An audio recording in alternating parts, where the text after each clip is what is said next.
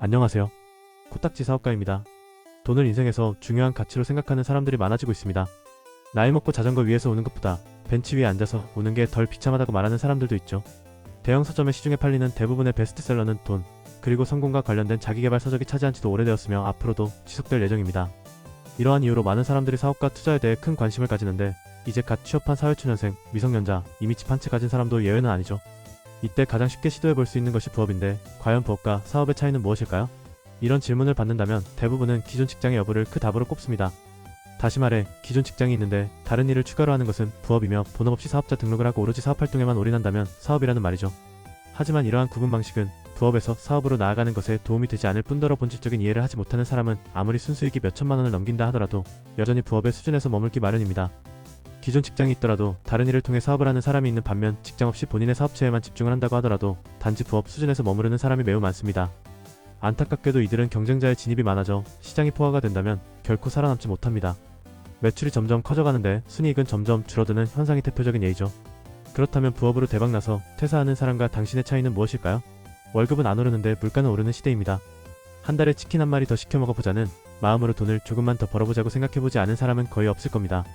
그러한 이유로 스마트 스토어, 쿠팡, 리셀, 홈페이지, 로고 만들기, 유튜브 등의 부업이 성행하고 있습니다. 퇴사해서 지금은 건물주가 되었다는 강의파리에 속아 넘어간 사람도 적지 않죠. 급기야 무자본으로 사업이 가능하다고 말하는 사람도 흔히 볼 수 있습니다. 과연 무자본으로 창업이 가능할까요? 또 비싼 돈 주고 유료 강의를 들으면 나도 그들처럼 떼돈을 벌 수 있을 것 같나요? 흔히 볼 수 있는 강의파리들의 유료 강의 후킹은 다음과 같죠.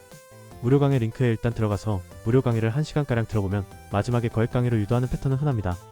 이번만 특별히 할인한다고 하면서 할인에 할인을 거듭한 금액이 300만원을 넘는 것은 어떤 강의파리 가릴 것 없이 똑같습니다. 강의파리의 가장 큰 문제점은 바로 정답을 강요한다는 것에 있습니다. 사업을 할 때 가장 중요한 역량은 바로 문제 해결력입니다. 즉 마주치는 장애물을 해결하며 사업가로서 역량이 쌓이는 것이죠. 하지만 강의를 듣게 되면 사고방식이 어떻게 자리 잡게 될까요? 강의식 교육에 익숙해져 있는 대부분의 사람들은 학창시절 공부했던 그대로 강의 내용을 그대로 필기하고 선생님이 시키는 대로 그대로 따라합니다. 그리고 안타깝게도 문제가 발생했을 때 본인의 힘으로 해결하거나 다방면으로 해결 방법을 찾아보지 않고 선생님에게 답을 구해버립니다. 이에 따라 손쉽게 답을 찾았으면 또다시 강의에서 배운 대로 또 다음 스텝을 이어나가게 되고 선생님에게 답을 구하는 사이클은 계속해서 반복됩니다. 하지만 같은 시장 안에서도 사업을 성공시키는 방법은 아주 다양합니다. 스마트 스토어와 같은 오픈마켓 중개를 예시로 들어보겠습니다. 이 방식만 해도 매출을 만드는 전략은 가지각색입니다.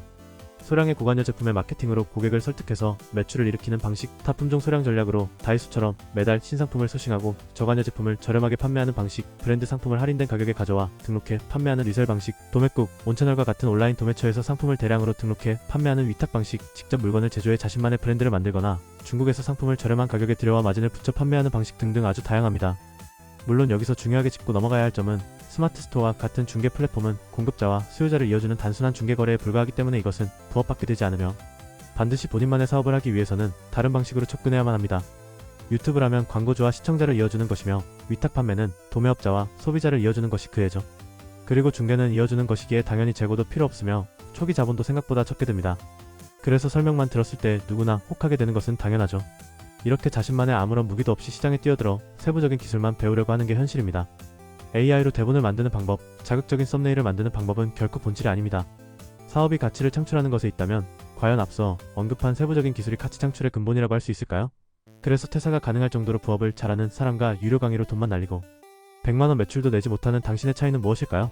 슬프게도 대부분의 사람들은 빠르게 성과를 내고 싶어 합니다. 부업을 시작한 지 3달도 채 되지 않았는데 벌써부터 조급해하는 사람은 적지 않습니다. 수익화에 성공한 같은 기수 수강생을 부러워하며 저 사람이 될 이유와 내가 안 될 이유를 찾으며 자책합니다. 그리고 이때부터 내가 강의파리에게 놀아났다고 생각하게 되는 건 유튜브건 홈페이지 제작이건 쿠팡이건 가릴 것 없이 일어납니다. 결론부터 말하자면 일부는 맞고 일부는 틀린 생각입니다. 여기서 강의파리는 양심을 팔아 사람들이 돈 벌고 싶게 만들어주고 싶다는 프레임을 씌우며 비싼 돈을 수강료로 받아갑니다. 그렇게 사람들이 돈 벌게 만들어주고 싶으면 무료 재능 기부를 하면 되는데 말이죠. 그리고 이들은 놀랍도록 하나같이 자신만의 방식이 정답이냐 가르칩니다. 그렇다면 이번엔 수강생의 입장입니다. 본인이 부자가 되겠다는 마음으로 부업을 시작해 사업으로 키우고자 마음먹었다면 일단 비싼 돈을 지불하고 강의를 먼저 듣는 것이 아니라 본인이 뛰어들 사업을 간접적으로나마 경험해봐야 합니다. 퇴근 후 가진 방법을 동원해 알바의 형태로라도 업무를 경험해보는 것입니다. 예컨대 온라인 쇼핑몰에서 귀여운 스티커를 만들어 팔고 싶다면 집 근처 인쇄소에 주말 알바로 취업하는 겁니다.